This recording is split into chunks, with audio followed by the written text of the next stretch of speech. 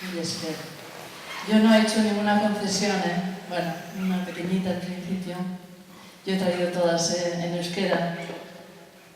Es que Imanol cantaba en euskera sobre todo, pero también cantaba en castellano, en francés.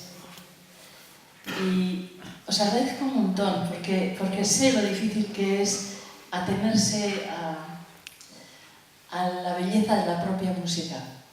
Es difícil, hay que tener una sensibilidad muy especial. Está visto que la tenéis.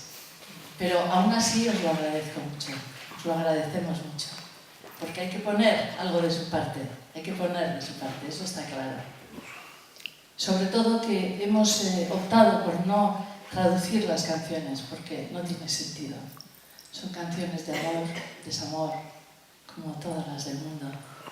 Pero tiene su propio lenguaje musical. Y ahí hemos creído que teníamos que dejar el peso de la sensación, de la solución y del resultado.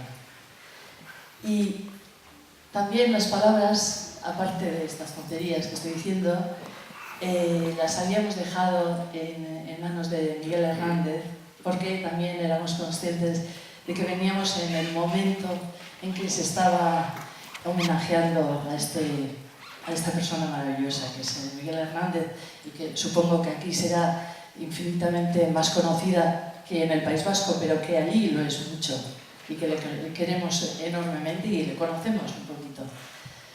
Entonces las palabras poéticas las había dejado así, al albur. He recogido algunas porque creo que tienen a nivel sensitivo, pero también a nivel a veces paisajístico de lo que está ocurriendo, cierta similitud con la canción que vamos a cantar.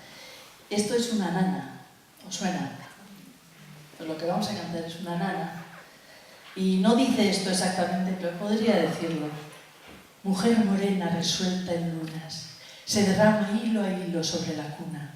Ríete, niño, que traigo la luna cuando es preciso. Bueno, más o menos.